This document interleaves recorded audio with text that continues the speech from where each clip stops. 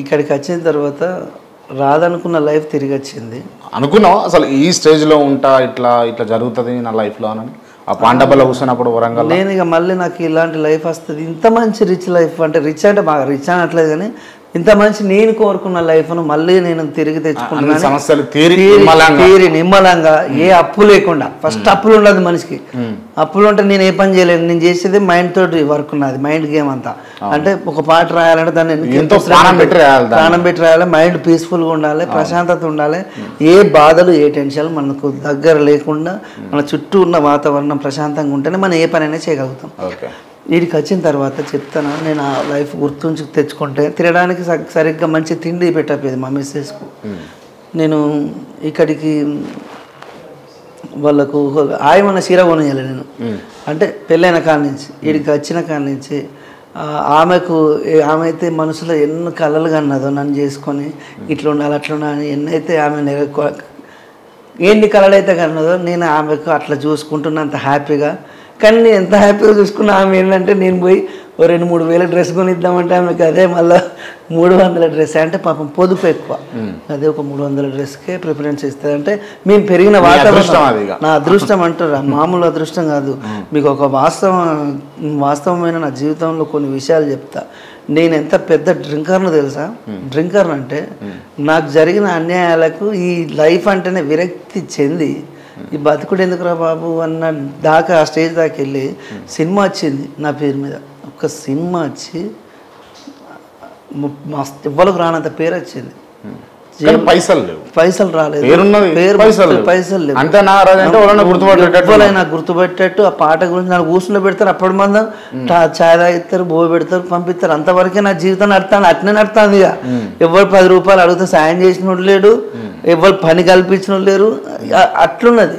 నేను నా పిల్లలకు మాటలు రాకపోయింది, నేను సింగర్ని, నాకు దేవుడు ఇంత మంచి చక్కటి గొంతునిచ్చి వాళ్ళకి అట్లా అన్యాయం చేసింది, నాకు వచ్చిన పేరు ఏంది, నేను చేసే పని ఏంది, పాన్ షాప్లో పని చేసేది. అంటే పాన్ షాప్ సొంతంగా 1 లక్ష రూపాయలు అప్పు తెచ్చి కొనుక్కున్నా, ఏం లేదు మరి బతుకుదామంటే. అక్కడ పాటల అవకాశాలు హన్మకొండల వరంగల్ ఎంత మంచి పాట రాయని అక్కడ ప్రొడ్యూసర్లు డైరెక్టర్లు వాళ్ళు 1000-2000 కంటే ఎక్కువ ఇస్తలేరు, అవి ఒక పూట కూడా సరిపోతలేవు.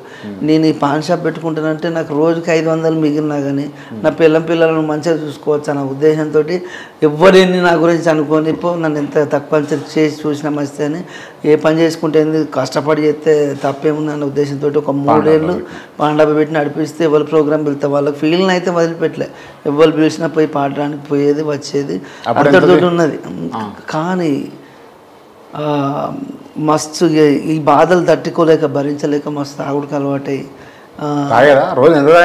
నేను పొద్దున మొదలు పెడితే పొద్దున 6 గంటలకు స్టార్ట్ చేస్తే రాత్రి ఎప్పుడు తాపక్ 90 కొట్టుడే అన్న ఉన్న ముచ్చట చెప్తానా, తాపక్ 90 అట్లా తాగెట్టు ఉందని చెప్తానా. 3 ఏళ్ళు అయితే అంది ఇప్పుడు బంద్ చేసి, 3 ఏళ్ళు అయితే నాకు నేను అనుకున్నా ఇంకోటి చెప్తే మారేటోండి కాదు, ఎందుకంటే మనం చిన్నపిల్లలం కాదు కదన్నా, అన్నీ తెలుసు, అన్నీ చూసి వచ్చినాం. చిన్న ఏజ్లోనే పెద్ద పెద్ద వాళ్ళతో తిరిగి నా ఆడియో ఫంక్షన్కి ఇంత పెద్ద పెద్ద మహాన్ అది వచ్చిందంటే Rama Naidu sir, the legendary producer, ఇండస్ట్రీలో ఇంత మంచి పేరున్న వ్యక్తి, ఆయన చేతిలో నుంచి నా ఆడియో రిలీజ్. మురళీమోహన్, పోకూరి బాబురావు, ఈతరం ఫిలిమ్స్, సుత్తివేలు, అంటే ఇట్లా చెప్పుకుంటా పోతే పెద్ద పెద్ద ఆర్టిస్టులు వచ్చి నా సినిమాకు ఫంక్షన్కు నేను పెద్ద పెద్ద వాళ్ళతో నాకు పరిచయాలంటే అప్పుడు సినిమాకు ఇప్పుడు నన్ను అందరూ ఆకాశానికి ఎత్తేసి నన్ను ప్రతి ఒక్క మీడియా ఛానల్, అప్పుడు మన సోషల్ మీడియా లేదు కానీ అప్పుడు అంతా సాటిలైట్ పెద్ద ఛానల్సే. కానీ దరిద్రం ఏంటంటే నా చేదాకా వచ్చిన కొంచెం కమర్షియల్గా నేను సక్సెస్ కాలేక ఈ నుంచి వెళ్ళిపోవడం, ఆడికి పోయిన తర్వాత నాకు పరిస్థితులు ఎటు చూసినా అటు అనితకు పెళ్ళి అయిపోయింది, ఇటు పిల్లలు పెళ్ళి చేసుకున్నా, మంచిగా ఉండే టైంలో పిల్లలు పుట్టిళ్ళు, 2 మగ పోరగాలని ఎగిరెగిరి పడ్డాని దేవుడు చూస్తే మళ్ళీ కొంచెం ఇబ్బంది పెట్టిండు. కానీ ఆ దేవుడే మళ్ళీ నాకు ప్రాబ్లమ్స్ అన్నీ క్లియర్ చేసిండు. సరే, ఇప్పుడు ఈ అనిత వెళ్ళిపోయిన తర్వాత నువ్వు మళ్ళీ పెళ్లి చేసుకుని ఇప్పుడున్న ఆమె కూడా లవ్ మ్యారేజ్ కదా? అంటే 2 పెద్దలను ఒప్పించి అరేంజ్డ్ మ్యారేజ్ జరిగింది. Love come marriage arranged. Okay. ఎప్పుడన్నా ప్రస్తావన తీస్తుందా మరి మీ మేడం? ఇప్పుడు పాత నన్ను తెల్లారులైతే అందరు ఫోన్ చేసి అన్న అనిత నాగరాజు అనే పిలుస్తారు కాబట్టి మా మిస్సెస్కి అన్నీ తెలుసు, అందరికి తెలిసే చేసుకున్నాక పెద్ద ప్రాబ్లమే ఉండదు. కానీ అప్పుడప్పుడు నాకంటే ఎక్కువ రోజుకు నువ్వు అనిత గురించి ఆలోచిస్తావు కదా అని చెప్పి అప్పుడప్పుడు ఫీల్ అవుతుంది. అనిత గురించి నేను ఆలోచించడు కాదు బుజ్జి. ఫస్ట్ ఆఫ్ ఆల్ ఏంటంటే నేను మర్చిపోదాం అనుకున్నా కానీ జనాలు మర్చిపోనిస్తలేరు. ఫోన్ చేసి అన్న అనిత నాగరాజు కదా అని పిలుస్తారు నన్ను. నేను ఎట్లా మర్చిపోతా? ఆ పేరు నాకు రోజుకు ఒక 24 గంటల్లో ఒక 100కు ఎక్కువ సార్లు తలుచుకుంటా. నేను 100 సార్లు ఎక్కువ సార్లు నేను తలుచుకుంటా. కానీ ఈ లైఫ్ ఇప్పుడు నేను అనుభవిస్తున్నా అంటే దానికి కూడా కారణం, పడితే కష్టాలు పడ్డా కావచ్చు ఇన్ని రోజులు, కానీ ఇంత మంచి లైఫ్ మళ్ళీ రావడానికి కారణం ఆ పాట, ఆ అమ్మాయి బ్రేకప్ చెప్పకపోతే, నన్ను ఇచ్చిపెట్టకపోతే, ఆ పాట రాయపోతును, ఇంత మంచి పేరు రాకపోతూ మీరు ఇట్లా నన్ను కూర్చుండే పెట్టకపోతారు, కూర్చుండే పెట్టి ఇంటర్వ్యూ అయిపోతారు. కాబట్టి అనిత కన్నా మంచిగా ఉండాలి, చల్లగా ఉండాలి.